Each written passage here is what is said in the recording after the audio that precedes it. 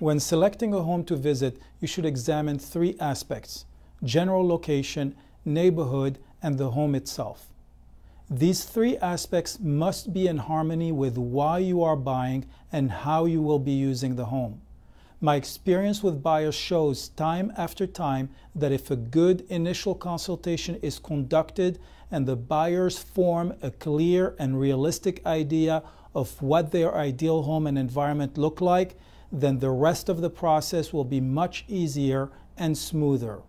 To solve a problem, you must first clearly define it. You can't find what you're looking for until you have an idea of what it is. So before you start looking at homes, you must first identify the ideal general location, then narrow it down to neighborhoods where you could see yourself living. I am definitely not asking you to dream here. You must be realistic with your needs and budget.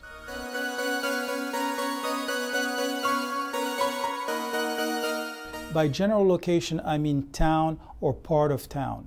You really don't need to visit any home to get an idea of whether the general location will work for you. I always recommend buyers to be like tourists and drive around town, explore, and get familiar with the area before we start looking at any homes.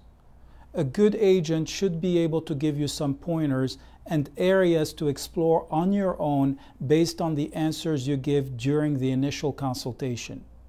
If you are not ready to contact an agent and just want to look, then do some research online and get in your car and start exploring. Many real estate websites like Zillow, Trulia, or Realtor.com will give you tools to explore cities and neighborhoods from the comfort of your home, no matter where in the world you live. Most large metropolitan areas comprise several cities, and each city has a different feel and will offer different neighborhoods to choose from. I'm going to discuss some examples to illustrate narrowing down the general location. Example number 1.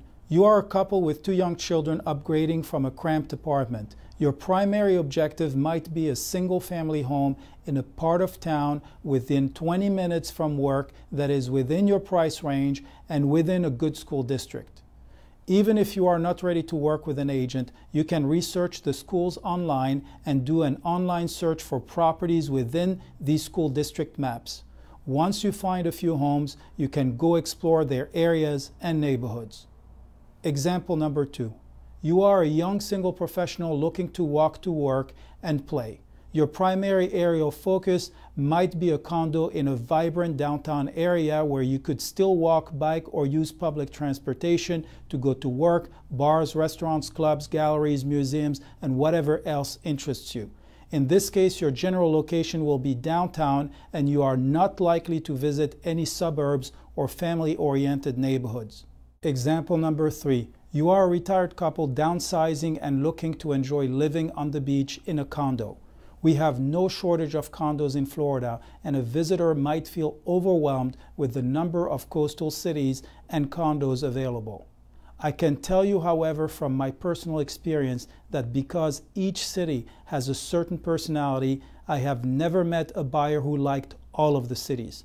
Some cities have a busy, touristy feel, some are quieter and more upscale, some have amenities not found elsewhere, like a fishing pier or boardwalk, and some have that old, dated Florida look, while others have one luxury tower after another. If you are retired, the city choice might be dictated by what you enjoy doing. So if you like to go to plays and concerts, being an hour away from these venues might not work for you.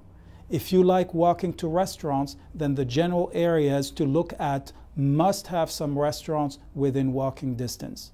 Example number 4. You are a boater who needs a home for your family and your 50-foot boat. Again, we have no shortage of waterfront homes, but I can tell you that most boaters can quickly figure out what cities or general areas will work depending on how they use the boat.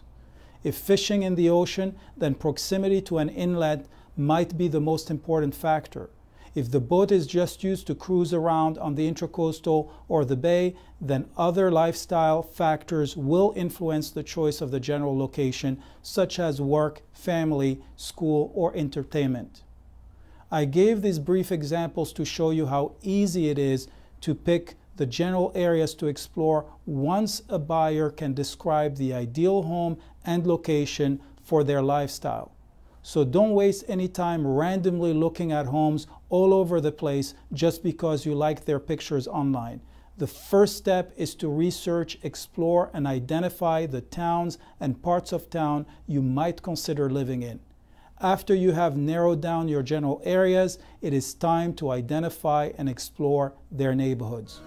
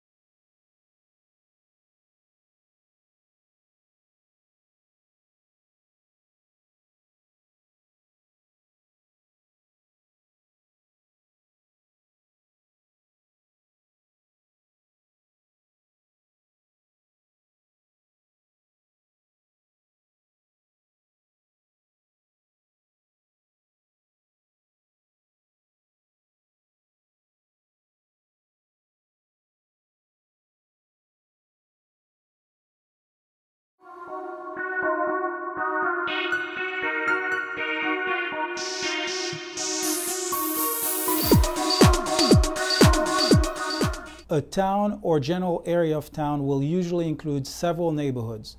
A neighborhood is typically homogeneous and much smaller in size and will include geographic boundaries that clearly define it. Keep in mind that a neighborhood could be as small as a subdivision or just a few blocks wide if it is in a downtown location. In order to identify the suitable neighborhoods in the general areas you selected, you can use one of two approaches.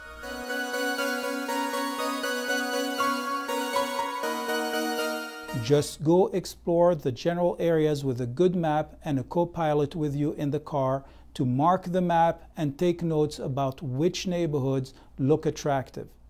Again, if you are ready to buy, a good agent will point out the different neighborhoods or might even take you on a little drive or virtual tour. We are also very lucky to have Google and Bing Maps to virtually explore from the sky or from the ground most metropolitan areas from the comfort of our home or office.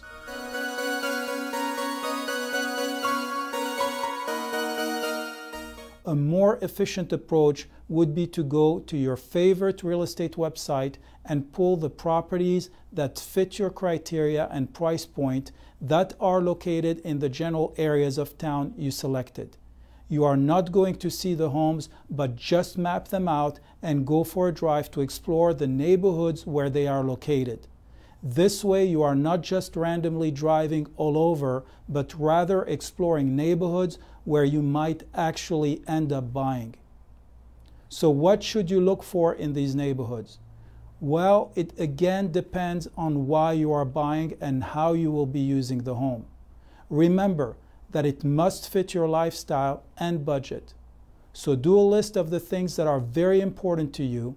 Examples might include a grocery store and pharmacy within 1 mile or within a few blocks, several restaurants or pubs within walking distance, your daughter's school within 1 mile, well-manicured lawns and neighbors who take care of their properties, sidewalks with public lighting for safe walking at night, low crime rate, and whatever else is important to you. The importance of selecting in advance neighborhoods this way is that even if you are not ready to buy now, you will be ahead of the game when you are ready because you will know exactly where you want to buy. I would also advise you to set up automatic searches for those neighborhoods on your favorite real estate website or with a local real estate agent. When a home is newly listed in any of your desired locations, you will be quickly and automatically informed. This will allow you to keep an eye on the neighborhoods, inventory, prices, and trends.